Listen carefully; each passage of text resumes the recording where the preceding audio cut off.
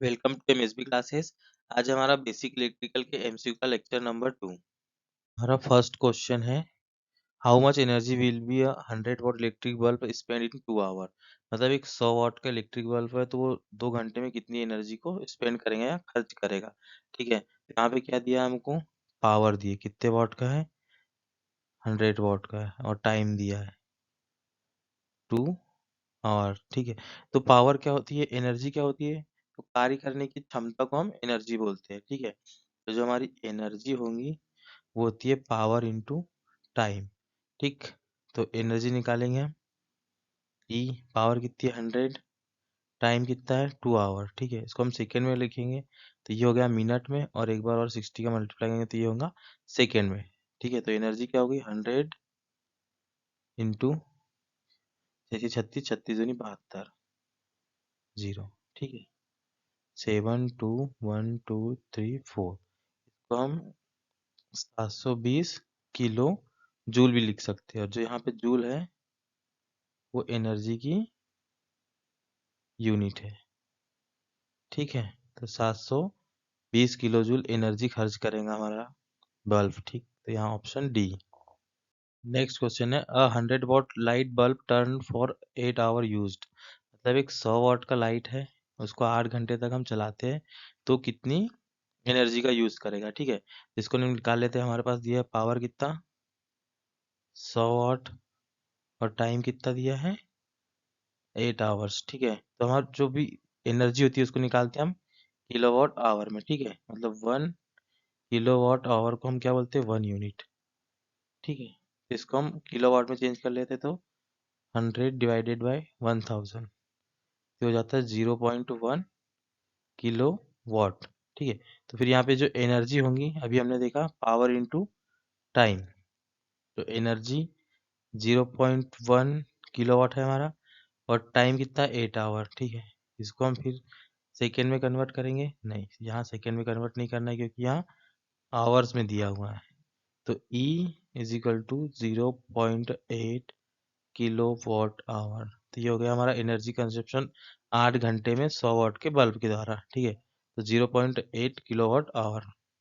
Next question है हमारा, about how many time longer would a 100 watt light bulb be able to burn compare to 100 watt bulb with same energy. ठीक है, same energy के लिए 10 वाट का bulb और 100 वाट का बल्ब कितनी देर ज़्यादा जलेगा। वो पूछ रहा है कि 100 वाट का बल्ब से 100 वाट, 100 वाट के बल्ब से 10 वाट का बल्ब कितनी देर ज़्यादा जलेगा जब सेम एनर्जी होंगी। ठीक है, तो हम मान लेते हैं कि 100 जूल या कुछ भी एनर्जी होंगी। ठीक है, 100 है, तो जब इसमें हम 10 वाट का लगेंगे तो कितनी देर जलेगा 10 आवर। ठीक है, और जब 100 की रहेगा, 100 वाट का रहेगा वो कितना 1 घंटे जलेगा, तो इससे 10 टाइम लॉन्गर जल रहा है। ठीक है, और 10 टाइम लॉन्गर। ठीक, इसको हम डायरेक्ट भी निकाल सकते हैं कि 100 वाट का और 10 वाट का बल्ब है तो वो 10 टाइम लॉन्गर चलेगा। नेक्स्ट क्वेश्चन है हमारा, capacitance is the ability of the body to store an. ठीक है, तो इसमें हम पहले देख लेते हैं कि कैपेसिटेंस क्या होता है। तो इसके लिए हम यहाँ पे एक पैरेलल प्लेट कैपेसिटर ही ले लेते हैं। ठीक, यहाँ पे वोल्टेज भी लगाते हैं तो इसमें यहाँ पे क्या आ जाएगा, चार्ज आ जाएगा। ठीक है, यदि Q होगा तो जो हमारा Q चार्ज होगा डायरेक्टली प्रोपोर्शनल टू V के प्रोपोर्शनल होगा। Q जब यहाँ पे प्रोपोर्शनल का साइन हटेगा तो यहाँ C लगेगा, तो ये आ गया हमारा कैपेसिटेंस। तो कैपेसिटेंस किसी भी बॉडी में इलेक्ट्रिक चार्ज को स्टोर करने की एबिलिटी को बताता है। ठीक है, तो ये क्या हो गया, इलेक्ट्रिक चार्ज को स्टोर करने की एबिलिटी को बताता है। तो यहाँ कैपेसिटेंस आया तो हम कैपेसिटेंस का भी फॉर्मूला देख रहे हैं, कैपेसिटेंस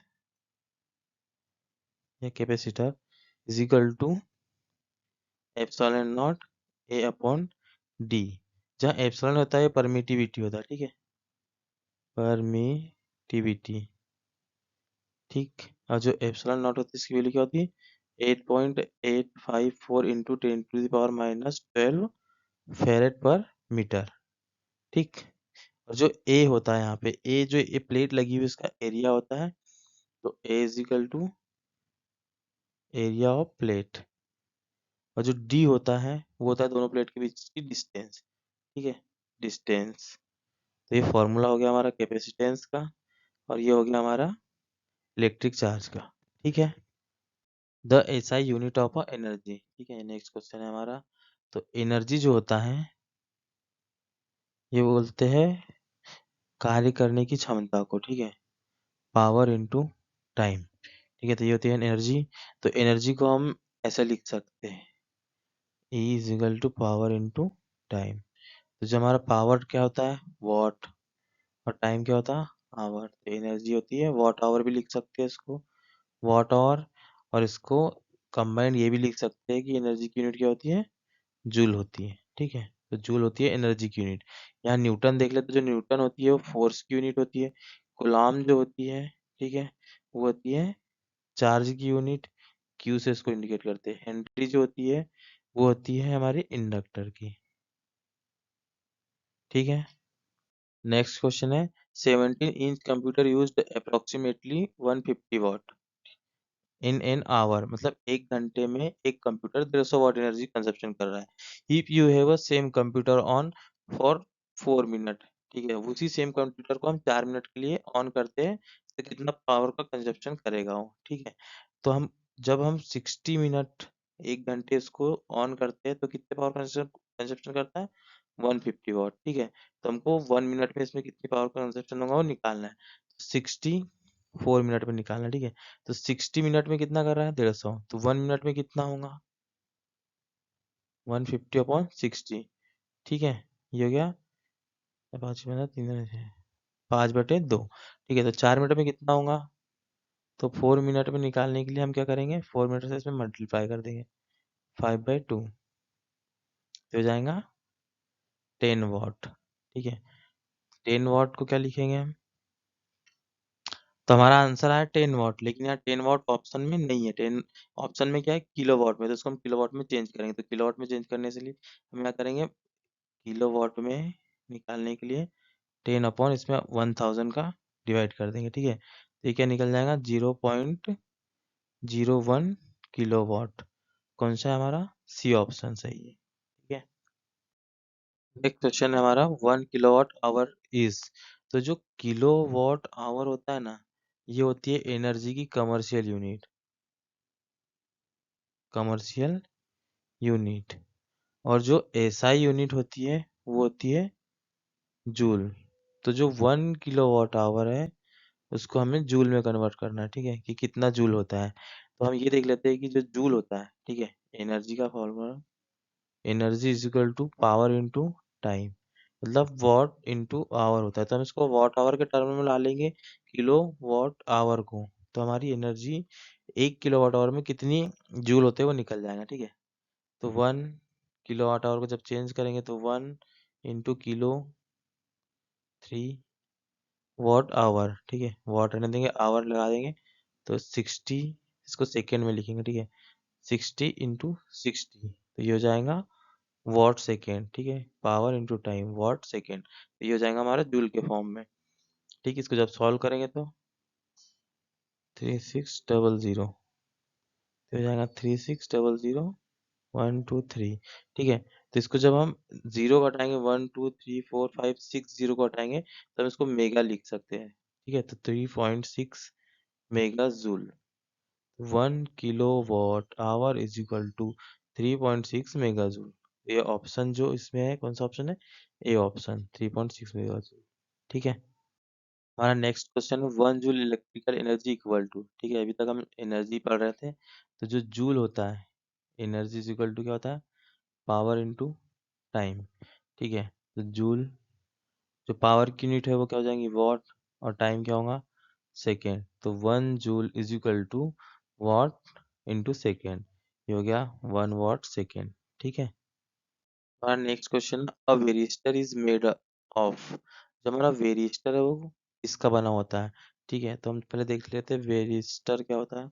तो वेरिस्टर एक क्या होता है, वेरिएबल रेजिस्टेंस होता है, वेरिएबल रेजिस्टेंस, जिसका रेजिस्टेंस हम चेंज कर सकते हैं। तो ये किसका बना हुआ होता है, ठीक है, तो एक कार्बोरेंडम क्रिस्टल का बना होता है। ठीक है, कार्बोरेंडम क्रिस्टल।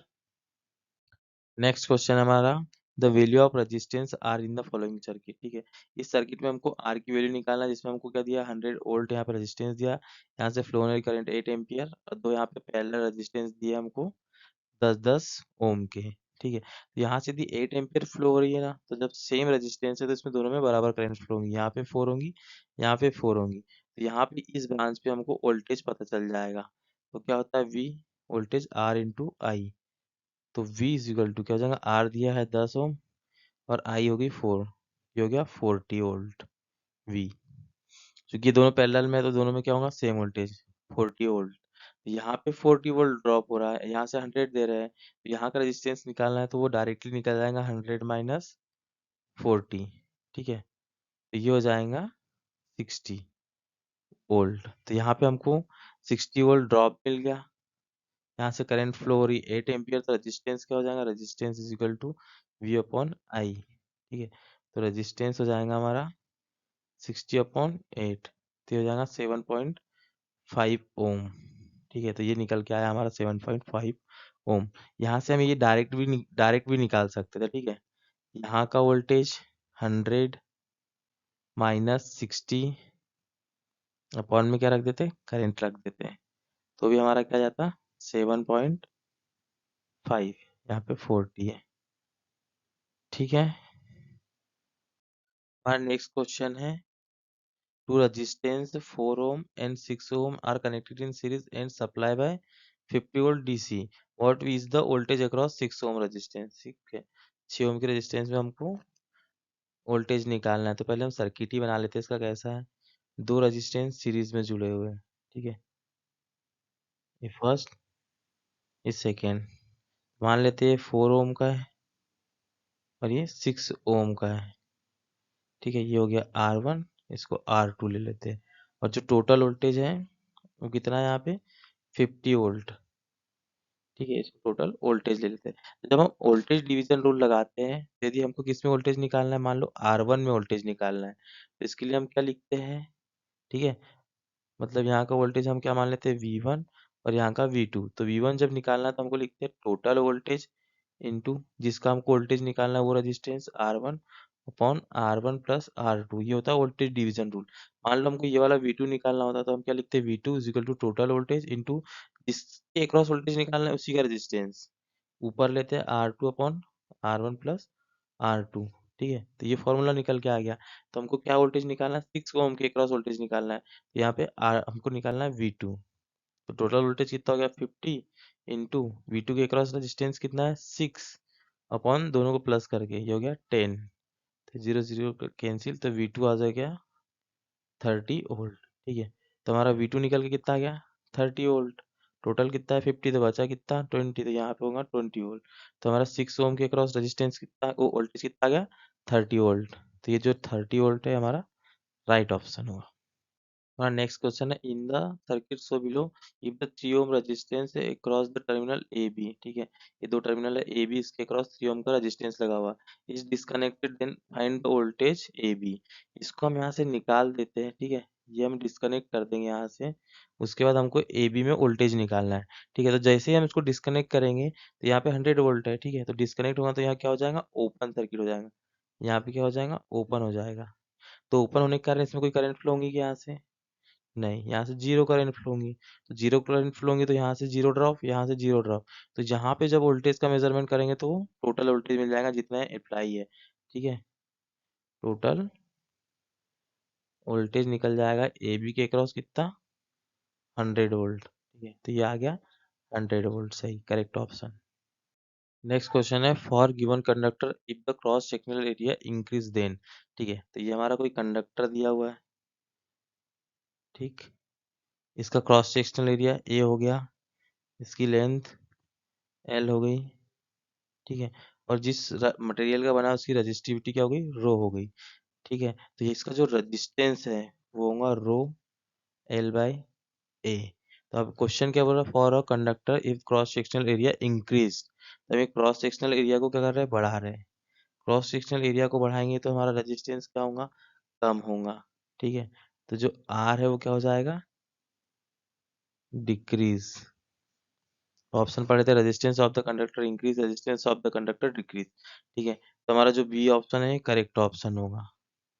ठीक है, तो यहाँ पे देख लेते हैं कि जो ये एल है लेंथ है, तो जो हमारा रेजिस्टेंस होता है, resistance directly proportional to length होता है inversely proportional to cross section area होता है, और रजिस्टिविटी के डायरेक्टली प्रोपोर्शनल होता है। रजिस्टिविटी सभी मटेरियल के लिए अलग अलग होती है और ये फिक्स्ड होती है, लेंथ और एरिया पे रजिस्टिविटी डिपेंड नहीं करती है। ठीक है, तो जो कंडक्टर रेजिस्टेंस जितना कम होगा उसकी रजिस्टिविटी भी क्या होंगी, उतनी कम होंगी। ठीक है, तो रजिस्टिविटी यदि कम है तो हमारा कंडक्टर उतना ही अच्छा है। ठीक है, उसकी कंडक्टिविटी ज्यादा है, इसको रो से दिखाते हैं। ठीक है, हमारा नेक्स्ट क्वेश्चन है, a circuit consist of 4 resistance. ठीक है, 4 रेजिस्टेंस, एक 5 ओम का, 10 का, 20 का और 30 ओम का, connected in parallel and supply by DC source of 100 volt, और 100 वोल्ट की डीसी सोर्स इनको सप्लाई दी जा रही है। Which resistor among of 4 is the above circuit has least value of current. ठीक है, ये जो सर्किट बनेगा उसमें कौन से रेजिस्टेंस में सबसे कम करंट फ्लो होंगी। ठीक है, तो पहले हम सर्किट बना लेते हैं। ये है हमारा रेजिस्टेंस 1 2 3 अरे 4। ठीक है, चारों कैसे कनेक्टेड है, पैरेलल में कनेक्टेड है, और यहाँ पे वोल्टेज कितनी दी जा रही है, 100 वोल्ट। ठीक है, 100 वोल्ट, ये हो गया 5 का, ये 10 का, ये 20 का और ये 30 का। क्योंकि ये तीनों चारों पैरेलल में है, ठीक, तो वोल्टेज सभी पे क्या होंगी, सेम होंगे, 100 वोल्ट। जो हम करंट निकालेंगे तो I is equal to V by R होती है। ठीक है, यहाँ से हमें डायरेक्ट देख के समझ में आ रहा है कि सब में V तो सेम होगा 100, और जो R होगा, ठीक है, 5 10 20 30, तो सबसे कम करंट किसमें होंगी, जिसका रेजिस्टेंस सबसे ज्यादा होगा, तो अपॉन 30 कर देंगे। ठीक है, तो ये I निकल के जाएंगे यहाँ 10/3, तो कौन से रेजिस्टेंस में, 30 ओम के रेजिस्टेंस में सबसे कम करंट होगी, तो इसका ऑप्शन कौन सा, ए, 30 ओम के रेजिस्टेंस में सबसे कम करंट होगी। ठीक है, नेक्स्ट क्वेश्चन है हमारा, what is the relation between R1 and R2 of the two bulb rated the same voltage. ठीक है, सेम वोल्टेज रेटिंग के हैं और उनकी जो पावर रेटिंग है 400 वाट और 100 वाट है। ठीक है, तो हम कंसीडर कर लेते हैं P1 400 वाट का है, P2 100 वाट का है। ठीक है, इसका रेजिस्टेंस कितना है, R1, इसका रेजिस्टेंस मान लेते हैं R2 है, और दोनों का वोल्टेज क्या है, दोनों का सेम है V। तो जब हम पावर की बात करते हैं तो हम जनरली पावर का फॉर्मूला क्या पढ़ते हैं, आई स्क्वायर इंटू आर। ठीक है, तो जहाँ पे आई होता है उसको हम लिख सकते हैं V बाई आर, इसको यहाँ पे रखते हैं, ये हो जाएगा V बाई आर का होल स्क्वायर इंटू आर। जब इसको सॉल्व करेंगे तो V square R square into R square continue है, वी स्क्वायर बाई आर, ये हो गया पावर का फॉर्मूला। जब यहाँ से रेजिस्टेंस का फॉर्मूला निकालना तो क्या होगा, वी स्क्वायर अपॉन पी। ठीक है, इसका यूज हम यहाँ करेंगे। ठीक, तो इसका रेजिस्टेंस मान लेते हैं, ये R1 माना हुआ हमने। ठीक है, तो ये निकालते हैं हम, R1 को क्या लिखेंगे, वोल्टेज का स्क्वायर अपॉन में पी, पावर कितनी है 400। ठीक, और R2 वोल्टेज का स्क्वायर, पावर कितनी है 100 वॉट। तो दोनों को डिवाइड जब हम कर देंगे तो ये तो सेम है, ये कैंसिल हो जाएगा और ये इससे 4 टाइम कैंसिल हो जाएगा। ठीक है, तो इसको हम लिख देंगे R1 upon R2 is equal to 1/4। तो ये हो जाएगा R2 is equal to 4 into R1, ये रिलेशन निकल के आया। तो ये कौन सा ऑप्शन है, सेकेंड ऑप्शन सही है इसमें। ठीक है, हमारा नेक्स्ट क्वेश्चन है, two equal resistance are first connected in series and then parallel across DC supply. ठीक है, पहले इसको सीरीज में कनेक्ट कर रहे हैं फिर पैरेलल में कनेक्ट कर रहे हैं। What is the ratio series circuit to parallel circuit. ठीक है, सीरीज पहले और पैरेलल का रेशियो निकालना है हमको। ठीक है, रेजिस्टेंस में तो हम निकालते हैं, मान लो हमारे दो रेजिस्टेंस है, एक ये है और एक ये है, ये है आर, ये आर, क्यों, क्योंकि इक्वल रेजिस्टेंस बोला है, तो दोनों कितना है, इक्वल आर आर ले लिया। जब हमको पहले काय में कनेक्ट कर रहे हैं, सीरीज में। ठीक है, तो ये ऐसे करते हैं सीरीज में कनेक्टेड, तो इसका जो आर इक्विवेलेंट आ गया वो कितना आ जाएगा, आर आर, तो ये हो जाएगा R equivalent is equal to R plus R is equal to 2R। ठीक है, अब इसको हम कनेक्ट करते हैं कैसे, पैरेलल में कनेक्ट करते हैं, एक रेजिस्टेंस ये दूसरा रेजिस्टेंस। ठीक है, दोनों कितने हैं, आर आर, इक्विवेलेंट निकालेंगे यहाँ से, आर इक्विवेलेंट, तो जब हमको पैरेलल में निकालेंगे क्या होता, R into R upon R plus R, ठीक है। तो ये हो जाएगा आर स्क्वायर अपॉन 2r, ये r से कट जाएगा तो ये हो जाएगा r/2 आर इक्विवेलेंट। और नेक्स्ट क्वेश्चन में क्या रहेगा, सीरीज टू पैरेलल, ठीक है। इसका रेशियो निकालना है तो पहले सीरीज का लिखना है, तो सीरीज का कितना है 2r अपॉन पैरेलल, पैरेलल का कितना है r/2, ठीक है। तो ये इससे कैंसिल, ये 4 टर्म है तो ऊपर चले जाएंगी, आर इक्विवेलेंट इसको 1 दे देते हैं, इसको आर इक्विवेलेंट 2 दे देते हैं, ठीक है। तो ये कितना आ जाएगा 4:1 आ जाएगा, ठीक है। तो इसका option number C 4:1। Next question है capacitance of a capacitor is given by, ठीक है। कैपेसिटेंस को कैसे शो करेंगे, कैपेसिटर का कैसे पता करेंगे, ठीक है। ये हमने अभी पढ़ा Q इक्वल टू क्या होता है, CV होता है, यहाँ C क्या है कैपेसिटेंस, ठीक है। और जो कैपेसिटेंस है इसको हम क्या लिखते हैं epsilon not A upon D, ठीक है। तो A होता है यहाँ पे क्रॉस सेक्शनल एरिया, जो हमारी प्लेट होगी उसका, ठीक है। डी होता है दोनों प्लेट का बीच का डिस्टेंस, और एप्सिलॉन नॉट होता है परमिटिविटी,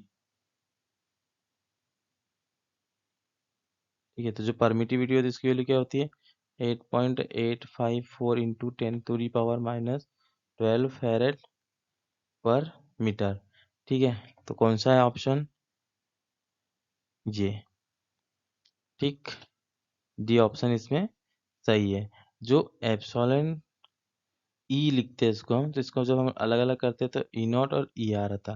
तो जो ई आर है इसको रिलेटिव परमिटिविटी बोलते हैं, और ई नॉट को क्या बोलते हैं वैक्यूम की परमिबिलिटी। तो ये ई नॉट की वैल्यू हमने लिख दी, और ई आर जो भी यहाँ पे दो पैरेलल प्लेट के बीच में जो भी मटेरियल होगा उसकी परमिबिलिटी को हम ई आर बोल के यहाँ पे लिखते हैं, ठीक है। नेक्स्ट क्वेश्चन है in ideal voltage source is one which, ठीक है। एक आइडियल वोल्टेज सोर्स क्या होता है, तो ठीक है पहले हम एक आइडियल वोल्टेज सोर्स को बना लेते हैं, ठीक।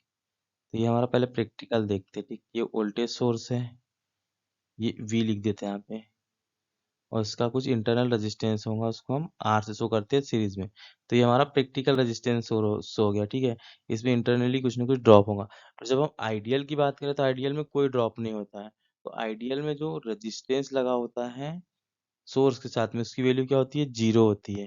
तो 0 इंटरनल रेजिस्टेंस, ठीक है। ऑप्शन बी यहाँ पे करेक्ट है।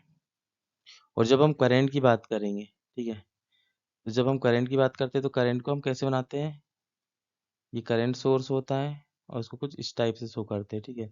तो हम चाहेंगे कि हमारा पूरा करंट किधर फ्लो हो, यहाँ लोड लगा होता है, लोड में, तो यहाँ से कोई करंट फ्लो नहीं होना चाहिए। तो इसके लिए हम पे यहाँ पे जो रेजिस्टेंस होगा, ये प्रैक्टिकल करंट सोर्स है, जब आइडियल होगा तो यहाँ का जो रेजिस्टेंस है उसकी वैल्यू क्या होनी चाहिए इनफाइनाइट होनी चाहिए, ठीक है। तो ये हो गया करंट के लिए। वोल्टेज के लिए क्या इंटरनल रेजिस्टेंस 0, ठीक है। और जब करंट सोर्स की बात करेंगे तो इनफाइनाइट। नेक्स्ट क्वेश्चन है estimate the resistance of the filament 50 what 100 volt.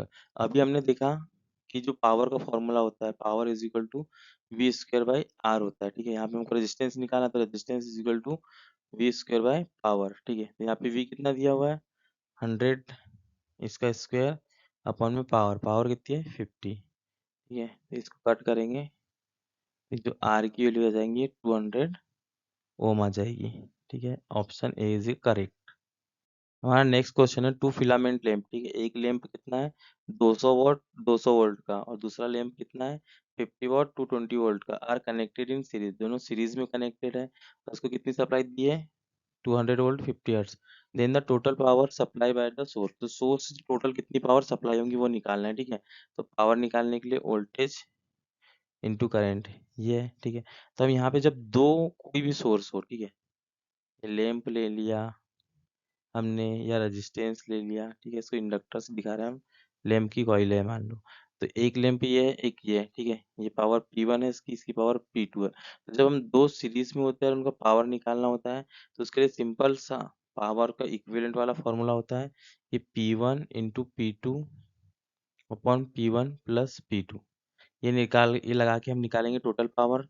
तो ठीक है, P इक्विवेलेंट क्या आ रही है हमारी, ठीक यहाँ पे क्या फर्स्ट की 200 इंटू सेकेंड की कितनी है 50 अपॉन में 200 प्लस 50 250 आ जाएगा, ठीक है। ये कट गया, ये आ गया टोटल 40 वॉट। V इक्विवेलेंट कितनी आ गई? 40 वॉट। तो जब भी 2 लगे होंगे साथ में तो हम डायरेक्ट पावर को ऐसे निकाल लेंगे, ठीक है? तो यहाँ पे हमको सोर्स से कितनी पावर लेनी पड़ेगी? 40 वॉट। कौन सा ऑप्शन? ऑप्शन डी है करेक्ट ऑप्शन, ठीक है? तो थैंक यू फॉर वॉचिंग। यदि हमारा वीडियो अच्छा लगता है तो प्लीज़ हमारे चैनल को सब्सक्राइब करें और हमारे वीडियो को लाइक करें।